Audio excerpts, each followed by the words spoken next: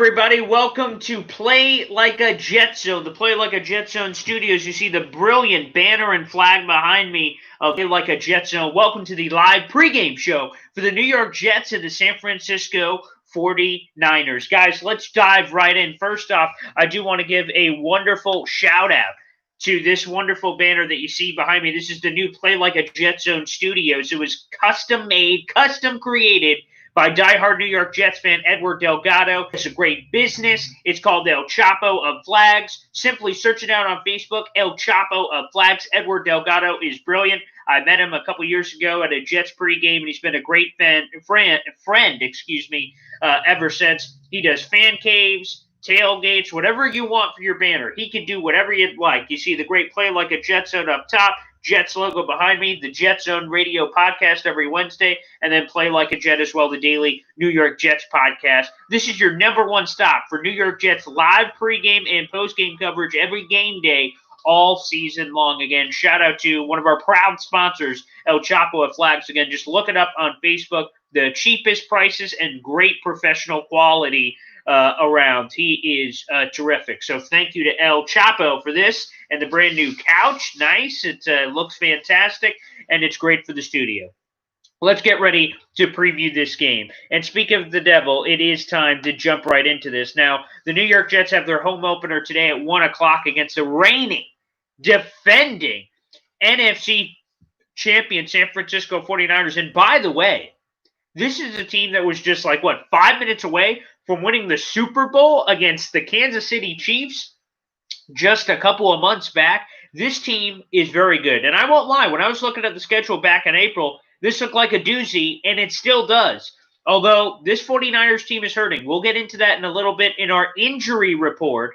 But they're 0-1. They're dealing with the litany of injuries. And guess what? The Jets are in a familiar place because that's where the Jets find themselves. They're 0-1. They're dealing with a lot of injuries. And this is going to be a tough game for the New York Jets, but I think a winnable game. And to me, the key to this, and we're going to get into all the nitty-gritty details, and thank you for everyone joining us. Make sure you subscribe so you can get all the weekly pregame and postgame coverage right here. Pregame every Sunday at noon outside of a Thursday or Monday night football game, which, by the way, we have coming up Thursday night football, Jets-Broncos Week 4. But feel free to jump into the chat, drop any questions you like on this game. We'll answer it live here on the show. Again, love all the new merch. I feel like I'm in a Jets tracksuit. It feels great to be here, and I'm super excited, so thank you, everybody, for joining us. But for me, I want to see the Jets be competitive. I know I'm setting the bar pretty low. I am a self-proclaimed biggest Jets fan on the planet. I am an eternal optimist. I look at the glass half full.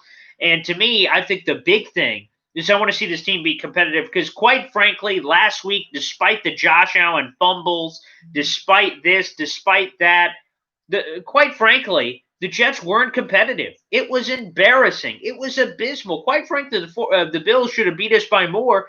And if the Jets showed anything offensively, maybe they could have been in that game. Unfortunately, they weren't. They did not show up. It was a putrid effort outside of that Jamison Crowder touchdown where he got a little wiggle and shook free. And we'll get into Jamison Crowder and that news for this pregame show here in just a little bit. But again, thank you guys for joining us here on the show. I got to give one more shout out to another sponsor that makes these live broadcasts possible. And local people here in Oswego, New York, and the central New York area, I'm sure are familiar with Green's Oswego award-winning chicken wings and their chicken wing sauce. And if you haven't heard of it before, if you're listening from anywhere, because that's YouTube, that's what we call the internet. You can listen anywhere. You can still get this amazing wing sauce. They got all kinds of great flavors. Louisiana Lightning, garlic parmesan, my personal favorite, bee sting, El Diablo. Garlic parmesan, they got two kinds of garlic. Grated parmesan cheese creates this unique updated blend on an original recipe. The El Diablo, not for the faint of heart. They got that heat from the spicy sauce from fresh habanero peppers, and it's powerful enough to wake the undead. It's absolutely fantastic. And if you'd like a jar, again, the sauces come in 16-ounce containers for only $10. What are you waiting for? Reserve yours today by texting 315-406-8081. Again, one more time. Text 315-406-8081. Tell them Boy Green sent you from Play Like a Jet Zone and get your wing sauce today. They do ship. and there's wonderful flavors. You can do whatever you want with it. You can throw that sauce on a burger. You can throw them on wings. You can throw it on whatever you want. Creativity is up to you.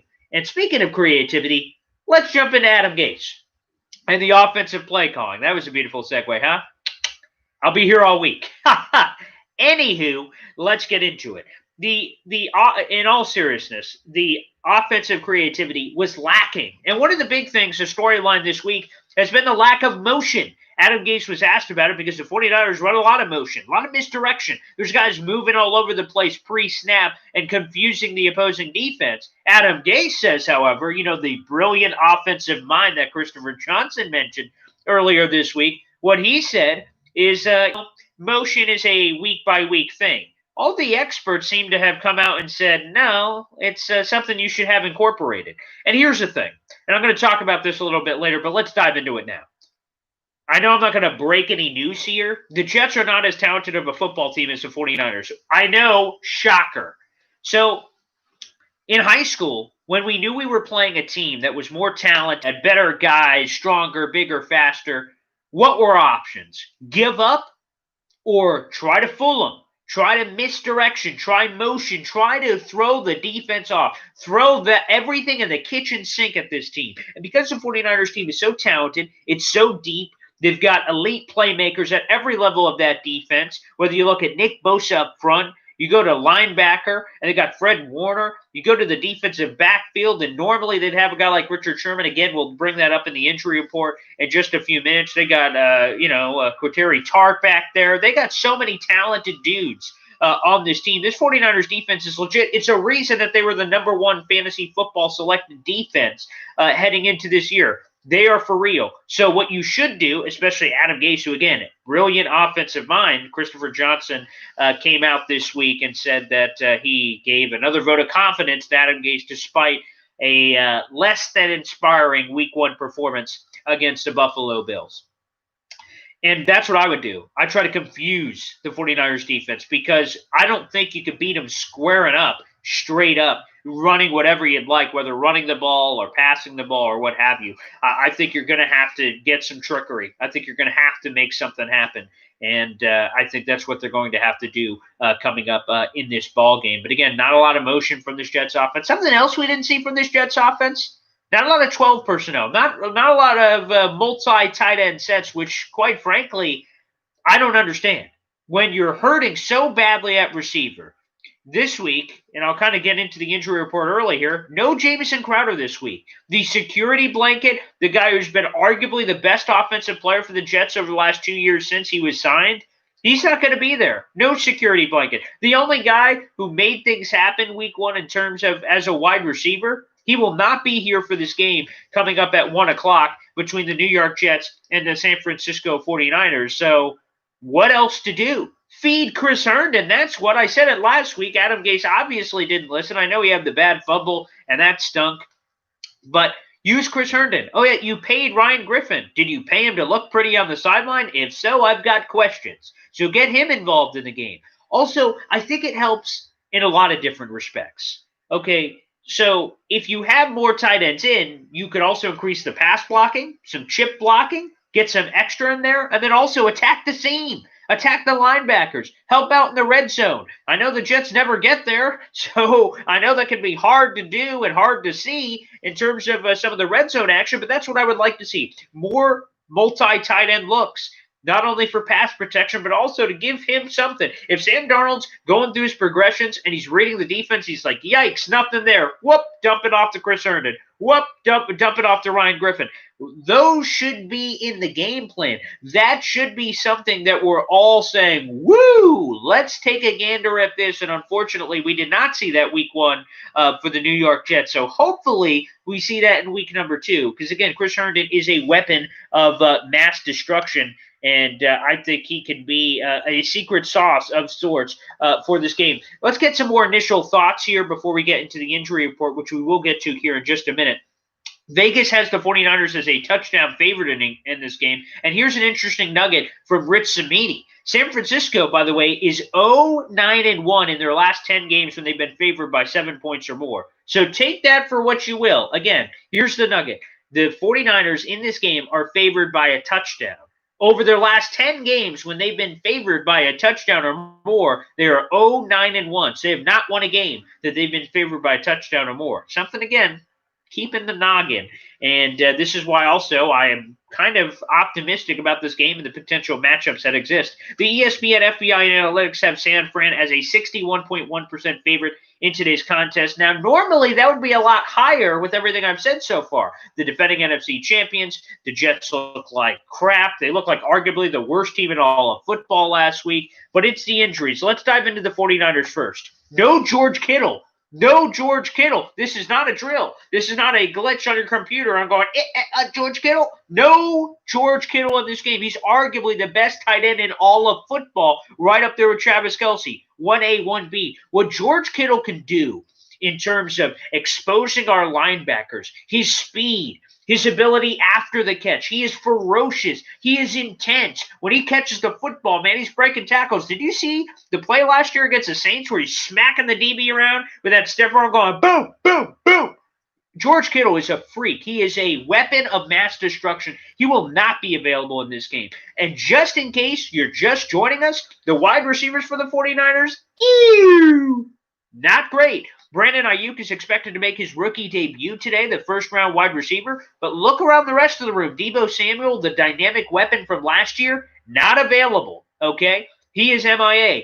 So no Deebo Samuel. You're looking at a banged-up wide receiving core. Jalen Hurd, by the way, towards ACL right before the season started, so he's adios. So you're dealing with a lot of issues from that standpoint. Everyone who's joining in, by the way, if you are new to the pregame show, please subscribe down to the channel. We have pregames every week and postgame show immediately following the game. So make sure you join in for Play Like a Jet Zone right here for this pregame show. But let's continue on here. So there's no George Kittle. That's fantastic for the Jets. No Jason Verrett, who is playing outside at corner. He's not the only corner that's missing. No Richard Sherman. It was a surprising IR placement earlier this week. I spoke to Peter Pananzi on the Jet Zone podcast, and he said it was an absolute stunner. They did not see that coming. Kyle Shanahan earlier this week said that the AstroTurf kind of field they'll be playing on for the next couple of games here against the Jets, obviously, at MetLife, and then the game after played a factor in putting some of these guys on IR. So no Sherman, no Kittle. Oh, yeah, no D Ford, a ferocious pass rusher who candidly was a little, lackluster week one, but we know what the potential this guy has. So no D Ford, no George Kittle, no Jason Verrett, no Richard Sherman, no Deebo Samuel. I mean, if you were ever going to ask for a golden opportunity handed to you on a platter saying, here, take this, this is the game for the New York Jets. Now, again, I would have never predicted that back in April when the schedule came out and said, that 49ers game week 2, can't wait for that one. I mean, this is a talented football team. But again, they are not the only team that's hurting. Let's go to the Jets. And in case you missed it, no Jamison Crowder. The Jets' number one wide receiver will be out for this game with a hamstring injury. And by the way, does someone have a voodoo doll back there for the Jets and hamstrings, and they're just jabbing it over and over again? Again, I'm not trying to complain, because a year ago, last year, going into week 2, does anybody remember what was happening? Sam Darnold, mononucleosis. So all of this is obviously pales in comparison to your quarterback contracting a disease that people call the kissing disease. So again, this is better. I'm not trying to complain here, but it does seem like there's a lot of hamstring injuries on one Jets drive. Not sure what's up with that. He's not the only one out. No Nate Hairston. Now, why is that a big deal? Last week, Pierre Desir struggled big time, so much so that Greg Williams benched him in the lineup in favor of Nate Hairston. With Nate not in the game, expect potentially Quincy Wilson to step up, another former Indianapolis Colts player that's on this roster that could potentially play some corner today. So keep an eye out for that. Again, no Nate Hairston as well, and no Joe Flacco. So the Joe Flacco short-term IR experience, again, he was not placed on short-term IR, and he couldn't have been because of the pre-existing neck injury when coming in, for those who did not know about that little roster kicker. So he will not be available either. But I have good injury news. Dun, dun, dun, dun, dun, dun, dun, dun. Well, Michael Pirine will be making his rookie debut today. He is active for today's game. The Jets confirmed that right before this pregame show. And that'll lead us into our Frank Gore storyline coming up in a minute. Obviously, Le'Veon Bell earlier this week placed on short-term IR. Denzel Mims earlier this week placed on short-term IR. They are both eligible to return for the Week 5 game against the Arizona Cardinals. But no Le'Veon Bell. It's going to be the Frank Gore Show. He will be the starter for today's game. We'll talk about the storylines beyond that, facing the 49ers in a little bit. But with that being said, it will be Frank Gore as the starter. But who's the number 2? Josh Adams was promoted from the practice squad, the former Golden Domer. Also, LaMichael Pirine, again, making his debut. And here's the thing I'll say about this with LaMichael Pirine. Obviously, and I've said this every time I brought LaMichael Pirine up on this show, he had the substandard 40-yard dash, which kind of dropped him in a lot of people's mind. But for football people who are watching this YouTube live for Play Like a Jet Zone, a weekly New York Jets pre- and post-game show, again, shortly after the game, when you look at LaMichael Pirine, he has game speed. Now, maybe in shorts and running around at the combine, he doesn't have a great 40 time, but he is separated from people in college, and everyone remembers that great play he had against Jamal Adams where he's smacking him around with the stiff arm. Pirine, I'm excited about. He's a pleasant surprise. Now, the only thing I'm battling here is Adam Gase is a huge Frank Gore guy. It's almost like when you ask Bill Belichick about Lawrence Taylor or lacrosse, he could go on for like 30 years talking blah, blah, blah, blah, blah. Adam Gase, if you bring up Frank Gore, he could go blah, blah, blah, blah, blah about Frank Gore. He loves Frank Gore. I would not be surprised if Frank Gore had like 20 carries today and they just pounded the rock with Frank Gore because he's a north-south runner. Adam Gase prefers that. Le'Veon Bell's a more hesitation, east-west kind of guy, pick his lane, wait. Obviously, he hasn't been able to do that with this offensive line the Jets have. They didn't get a lot of push against Buffalo. In respect, Buffalo is a very good defense. So I wouldn't be surprised if they ride Frank Gore, and that's fine, but I would much rather see the young guy, LaMichael Pirine. Let's see what the kid has. And, again, he hobbled his ankle in the scrimmage that was at MetLife. Again, no preseason games this year, so their mock scrimmage action, they had LaMichael Pirine.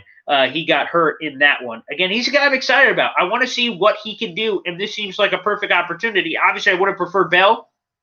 If healthy, he would have been a great guy, not only for Sam Darnold, but I thought he was in for a big year. So seeing LaMichael Pirine today active, we'll see if he's the number 2. Don't be shocked if you see some Kalen Ballage. Again, that's another Adam Gase favorite. They signed him this week. Again, remember they tried to trade for him at the end of the preseason, and he failed his physical. He is healthy, and he's going to be in this game as well. So don't be shocked if you see some Kalen Ballage today as well. Another big one, Avery Williamson. He is finally back for the New York Jets. It is a huge boost for that defense. Again, obviously C.J. Mosley opted out before the season. And then in like the first 5 seconds of the Buffalo Bills game, Blake Cashman gets injured on his groin sack. And what happens? He gets placed on short-term IR. Again, same thing, same story for him. The earliest he can return is that Week 5 game against the Arizona Cardinals. So now the Jets get Avery Williamson back. This is a guy who I think a lot of people forget how good he is.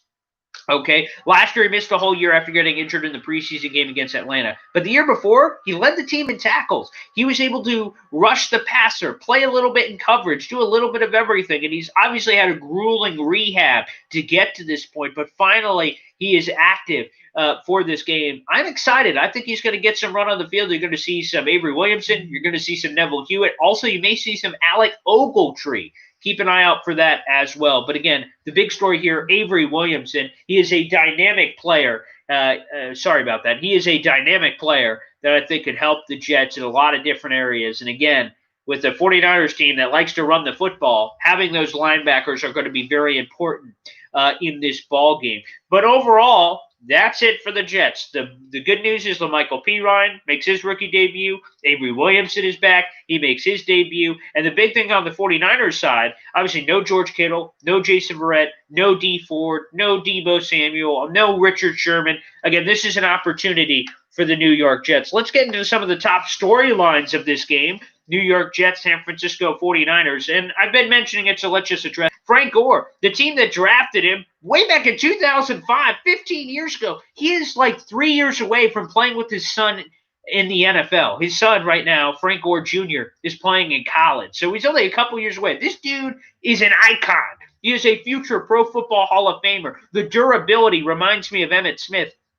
I mean, this guy is a legend, and obviously a great guy to have in the locker room. And of course, it's like the storyline wrote itself. Like, of course, Le'Veon Bell gets hurt with his hamstring, and of course, Frank Gore's first start with the Jets would be against the team in the 49ers. So, kind of wild how all that kind of turned out. But nonetheless, he will be facing the team that drafted him way back 15 years ago. And that to me is a fascinating thing that Frank Gore at 37 years old, you can like 37, good Lord. And for a running back, again, for any position, that's impressive. For a running back, it's wild. Again, he's kept himself in great shape. He's one of those guys that's first guy in the building, last guy out. So Frank Gore, expect a lot of run today. Again, I could see anywhere from 15 to 20 carries for Frank Gore. Again, I prefer to see some more Michael Pirine, to see the youngster, because obviously Frank Gore is in the future. But hell, Frank Gore could play for another decade, and that wouldn't surprise me. That's a great storyline today. By the way, one of Frank Gore's former teammates is now on the Jets. I believe is their defensive line coach. Let's go into this. And I'll give credit to Rich Cimini for this quote. The not so sweet 16. He gave his Rich Cimini of ESPN posted his morning ESPN column this morning, and he kind of labeled one of his topics the not so sweet 16. With Brashad Perriman, the new Jets wide receiver, and Chris Hogan, also new Jets wide receiver, when they made their first receptions last week in the game, they became the 15th and 16th different wide receivers to catch a pass from Sam Darnold in his 27th career game. Again, over the first 2 years, Sam Darnold's missed 6 games. The Jets are 0-6 in those games, by the way, but he's missed 6 games his career so far. Now, when you hear that nugget, wow, he's thrown it to 16 different players in only 27 career games. Man, this guy really spreads the ball around. Now, that would be the glass half full look at, that factoid, that nugget. But how I look at it, more obviously, it indicates the volatility of the wide receiver position since Sam Darnold has come in. He's never had a number one wide receiver.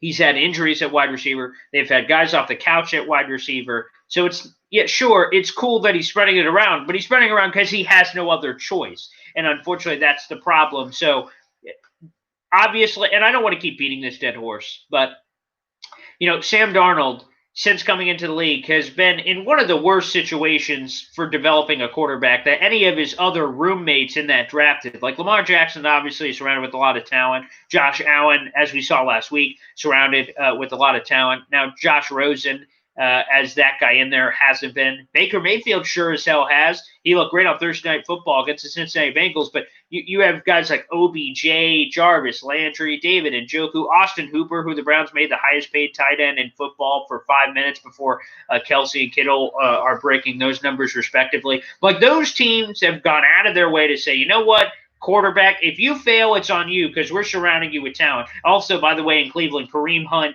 and Nick Chubb, one of the best 1-2 punches in all of football from a running back perspective. But again, for Sam Darnold, obviously he hasn't had the best circumstances around him, and that little nugget that I just told you where he's thrown it to 16 different receivers in his first 27 games of his career certainly don't help that. It's only going to add that today, with Jamison Crowder out, that would have been a huge part of the game plan for the New York Jets to try to get that second level of the defense, and perhaps that's where the Jets could have found some work. So they're going to have to get creative. Again, I think they're going to have to run the football with Frank Gore, Michael Pirine, Josh Adams, and anyone off at MetLife. There's no fans there, but if anyone is ready to run the ball, the Jets are have applications and tryouts available if that so suits you. So they're going to be running the football and then getting in some different stuff. Like I said, jet sweeps. Try to do what you can to use some misdirection in this game. I think that's a great opportunity for the Jets to do something on offense. And again, to me,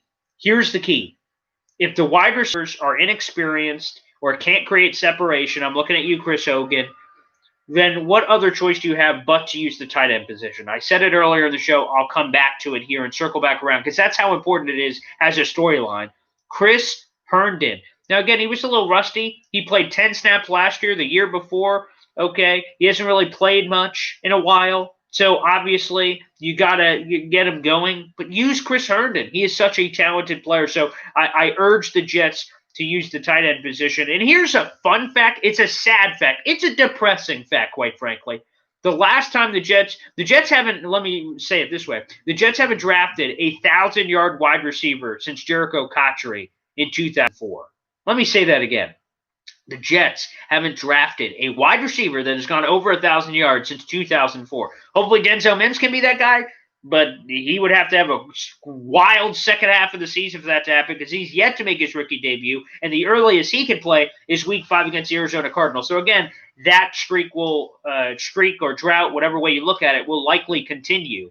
So that again feeds into my point. You got to use the tight end position. You got some talented guys. You should certainly do that. Again, for everybody who's joining in the live stream, first off, subscribe to our live pre- and post-game shows for Play Like a Jet Zone. I'd appreciate it. Also, I'm in here in the YouTube live chat. If you'd like to ask a question or say something, feel free to do so right here in the YouTube live chat for any of you who are joining us live. And I'll answer those questions as we're kind of progressing through this pregame show. We'll take it as close to kickoff as possible, probably 12:45, 12:50. So we'll be here for the next little bit. And then shortly after the game, come right back here. We'll have our post-game show, giving away a game ball, breaking down the game, and all the top takeaways, and hopefully talk about the first Jets win of the season.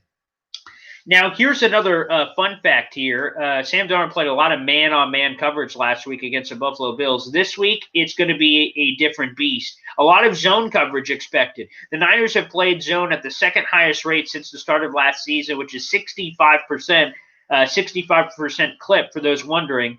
And unfortunately, that's where Darnold has really struggled in his career. He owns a third worst QBR versus zone defenses since he entered the NFL. 12 touchdowns to 15 interceptions. He's had some issues, and everyone obviously remembers that New England Patriots game. He got fooled by the zone. But what is a zone coverage? Breaking down a zone is just finding the spot. In every zone, there's a weakness. In every zone, there's a hole. The entire no defense plays zone coverage and everything is covered. There's cushions, there's bubbles, there's opportunities, and all that. The key is for the Jets to protect and have some protection up front.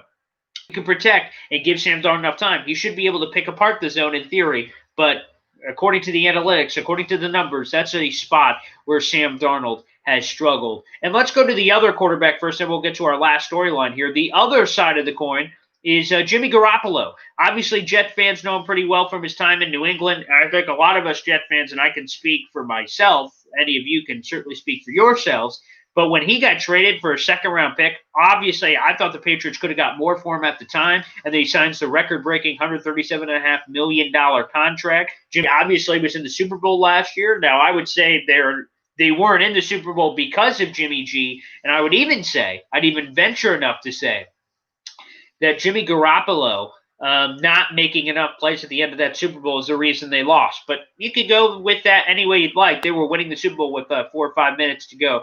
But here's a stat about Jimmy that's impressive. He is 5-0 in his career when following a loss. He's the only undefeated quarterback after a loss since 2014, minimum 5 starts. So Jimmy Garoppolo is a guy that bounces back. It's kind of that New England he brought with him from the Patriots. So, and this 49ers team, and make no mistake about it, I said it on the podcast, I'll say it again here, they're coming in pissed off.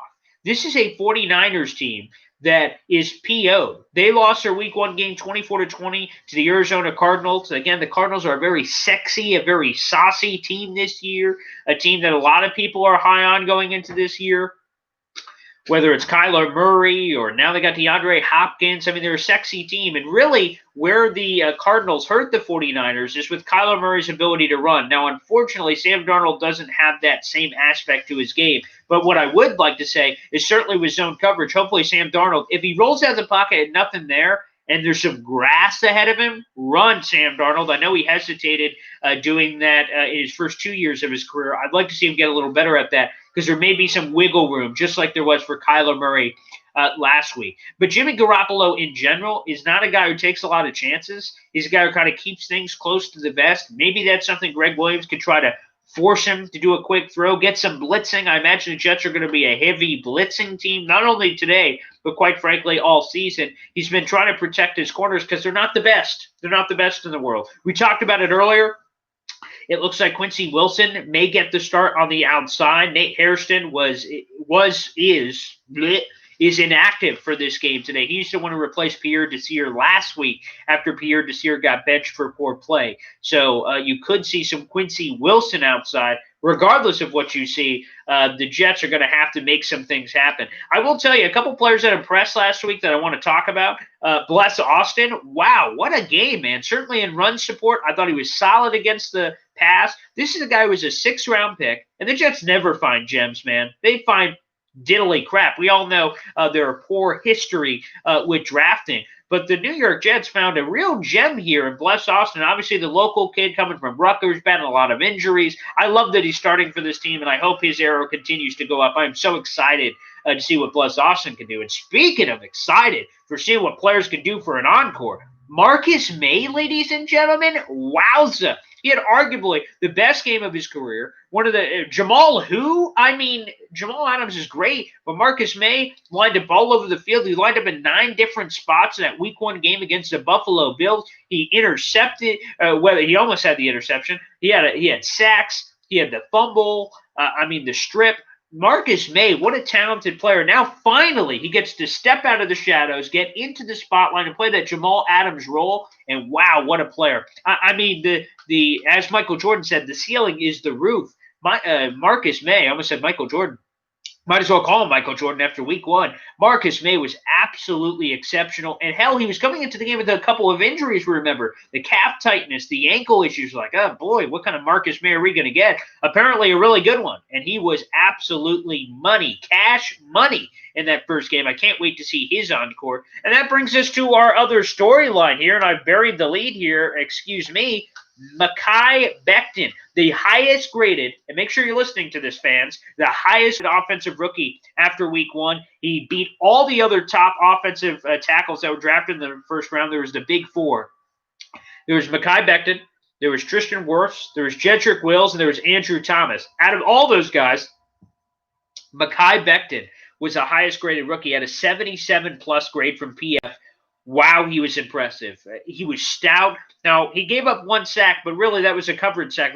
In other words, the Bills' coverage was so good that you can only block for so long, and it's kind of the same thing on the other side. If you're a corner and you cover for so long, so well, eventually the receiver's going to get away because the receiver knows what they're doing. The defense doesn't really know how to cover it, if that makes any sense. So offense rides supreme in those scenarios. They know where they want to get. But nonetheless, Mekhi Becton, absolutely terrific. And what a great first test against Jerry Hughes. But the test is about to get a lot harder. Say hello to Nick Bosa, one of the superstars of this league, a rising star, a ferocious pass rusher. He obviously is going to have his work cut out for him. Mekhi Becton obviously is a behemoth of a man at 6'7", 360-plus pounds. He's talented. He looked impressive in that game against the Buffalo Bills. But here's the thing that I'm kind of immediately jumping to is maybe the Jets should help chipping, run screens, get the ball out of Sam Darnold's hands quickly. They've got a lot of ferocious pass rushers on that side of the ball, whether Javon Kinlaw. D. Ford, by the way, again, is out for this game. In case you missed our injury report from earlier in the show, we got Nick Bosa. You got Javon Kinlaw. You got Fred Warner, who's a freak at linebacker. They got a lot of players that can make things very uncomfortable for Sam Darnold today. The key is certainly trying to make sure that one-on-one mano-a-mano matchup between Bosa and Becton will certainly be a highlight of today if he can hold his own. And again, it's going to be hard because obviously Mekhi Becton is going to have struggles. Any rookie is going to have struggles in any normal year, let alone a COVID year. So that's something to keep an eye out for. Hopefully the Jets game plan for that appropriately. It would be naive to think that Mekhi Becton could simply handle Nick Bosa one-on-one. Maybe he can do very well, and we're more than willing to talk about it off after the show, obviously. But that's the matchup for me to watch out for. One of the top storylines in this game, outside of the touchy-feely with Frank Gore and going to play his old San Francisco 49ers squad. Mekhi Becton versus Nick Bosa is quality television, and we'll certainly be seeing that today here in the Jets-49ers game. Again, that is coming up at 1 o'clock on the show. A couple other players I do want to highlight. Quinnen Williams. Dude, I don't see it. Certainly didn't see it Week 1. When you look at some of the All-22 film, Quinnen Williams, again, is just kind of getting lost in the shuffle. And this is a player the Jets drafted 3rd overall, a guy they drafted over a a nasty pass rusher in Josh Allen. And I'll be honest, I missed on Josh Allen. I did not think he was going to be this good, this fast for the Jaguars. I actually felt busty a little bit about him, but obviously he's more than proved himself. So I was wrong. I thought Quinnen was going to be very good. It's still very early. It's a year one and one game, but man, they need to see something from Quinnen. When I asked before the year, what do you think about Quinnen Williams? It's about him being one of the better defensive players on this Jets defense, and he needs to be up front. They got some nice guys, some good run stuffers, and guys like Foley Fatukasi, Steve McClendon, and Nathan Shepard, and guys of that nature. But Quinnen needs to be the guy he was at Alabama, because if he's not, the Jets are going to be stuck in coverage forever. They need guys who could create one-on-one matchups, eat through double teams, and make things happen. Quinnen, super disappointing effort week one. Obviously, Sam Darnold, and I talked about this on the podcast this week. This is, and I'll just label this, the uncomfortable conversation with the Jets fan. I talked about that this week on the podcast, and I'll bring it up here for the final few minutes here of the pregame show. Here's the uncomfortable conversation. For the first time as a Jets fan, being a fan of the team and in the Sam Darnold era, I left that game last week against the Bills going, woof. Man, Sam Darnold looked bad. The footwork was sloppy. The throws were a miss. The decision-making, when he rolled out to the left and just kind of lame duck threw a jump ball to a 5'9" Jamison Crowder. What a horrible decision. It reminded me of the Daniel Jones bad interception on Monday Night Football. It reminded me of the bad interception at the goal line for that Dolphins game last year on the road. I mean, just, like Sam Darnold is in year number 3. He can't be making those dumb throws, those dumb decisions. And on top of not doing that, he has to avoid the crap. He also has to hit throws. There was that opening drive where he had Chris Herndon miss, Jamison Crowder miss. Like, Sam, come on, man. You can make those in your sleep. And Sam Darnold said as much after the game. So for Sam Darnold, you got to hit the throws when they're open. Now, obviously, we could blame Adam Gase for some terrible play calling, and obviously a lot of bad play calling and bad clock management at the end of the half. Obviously, the skill positions suck. We'll probably talk about that all year long, but it's the truth. But the fact of the matter is, the New York Jets need Sam Darnold to hit throws. The theme last year, and I'm going to repeat this point, the theme last year was, or heading into this year, was the talent around Sam Darnold. Is he good enough to elevate that talent? Because that's what the best players in sports history can. We brought up Michael Jordan earlier. Michael Jordan made the other players around him better. He raised their talent level. He raised their expectation. He raised their play with his presence. Sam Darnold needs to do the same exact thing for these crappy players around him. He's got to be so good that he just is hitting a dime. Now, sometimes the receivers are just going to drop the ball. There's nothing you can do about that, but I'll take that. Sam Darnold, you hit him between the numbers, they drop it. That's on the receiver. That's not on you, but he was just missing throws. If we're being honest, Sam Darnold was terrible in week one. He needs to bounce back. He'll be at home. There won't be any fans, but hopefully he can start hitting those throws when they're open, or else the Jets have no shot. They have absolutely no shot if Sam Darnold can't hit the throws. If he can't hit the throws, the Jets have no chance, no snowball's chance in hell of winning any of these games. He needs to hit. He needs to play well. And I'll mention this, and this is to the uncomfortable conversation theme of this storyline before we give our prediction and send you guys out of here and get you ready for kickoff. This theme to me is straight up. If the Jets are one of the worst teams in football this year, again, I'm an optimist. I think they're going to win some games. But let's just play it out here. If they're going to be terrible, 1-15, 2-14, 3-13, whatever, the Jets will have to have that uncomfortable conversation about looking at the quarterback. Again, I believe in Sam Darnold. Look, over here, you can't see, but right here beside me in my man cave is a Sam Darnold fathead. I've got a Sam Darnold jersey. I believe in Sam Darnold. This is a new studio, so I hope you like it. Last week, you saw Sam Darnold over here. I love Sam Darnold. He is so talented. I think he's the guy. But if the Jets are 1-15, 2-14, 3-13, and they're in that conversation, and there are 3 top quarterbacks in this next draft, Trey Lance, Trevor Lawrence, and Justin Fields, those are 3 quarterbacks at the top. If you have the number 1 pick and Trevor Lawrence on the clock, and I said I didn't want to hear any of this noise this year, but if you're in that position, the only reason you're in that position is because Sam Darnold sucked, Sam Darnold contracted mono again. He contracted COVID. He played terrible. Like, there's no way Sam Darnold, and I said this last week, there's no way Sam Darnold can play Pro Bowl level and the Jets suck. Those two things can't go together. That doesn't make any sense. If the Jets are bad, it's because Sam Darnold was bad. That's it. If the Jets are that bad, a top 3 or 4 pick. If they have a top 3 or 4 pick, it's not because of Sam Darnold. It means he didn't do enough to help them win. Obviously, there's some crappy crap around him, but there's nothing you can do about that. So again, that will be a very uncomfortable conversation if we get to that point. Hopefully we don't. Hopefully the Jets are at the very least 7-9, 8-8, 9-7, battling for one of those last wild card spots. That's what you want in theory. You want the Jets to compete. And that brings us to today's game. It's time for prediction time here before we get you off here on this pregame show. It is prediction time. Jets 49ers. Folks, you may think I'm crazy. I'm going to go with the analytics. The 49ers in their last 10 games are 0-9-1 when favored by 7 points or more. I believe that streak continues, or that drought continues, whatever way you look at that. I think the Jets win this game. I know I'm crazy. I know I'm probably smoking the magic dragon here, but I got to tell you, I think the Jets find a way to win this game. The 49ers are beat up. No Richard Sherman, okay? No Deebo Samuel, all right?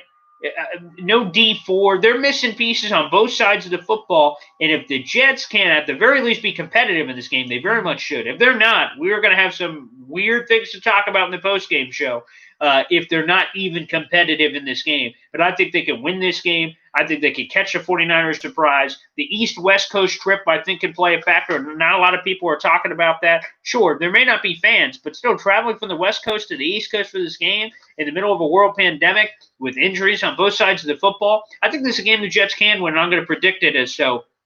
Give me the New York Jets winning this ball game 18-16 over the San Francisco 49ers. I'm predicting a dub. I'm predicting a win. And I think Sam Darnold gets back on the right track and shows us, hey, this Sam Darnold guy is still very good, and we're going to ride or die with Mr. Sam Darnold. All right, that's the prediction. That's the show. Thanks, everybody, for tuning in. Again, come right back here for the New York Jets post-game show shortly following the final whistle of Jets 49ers. We'll jump on here. We'll give you our game balls. We'll give you everything right here on Play Like a Jet Zone. Thank you, everybody, for tuning in. Make sure you hit subscribe if you're new, and you can hit that little bell notification so you can get hit up every time we do these pre- and post-game shows. Thanks, everybody. We'll see you.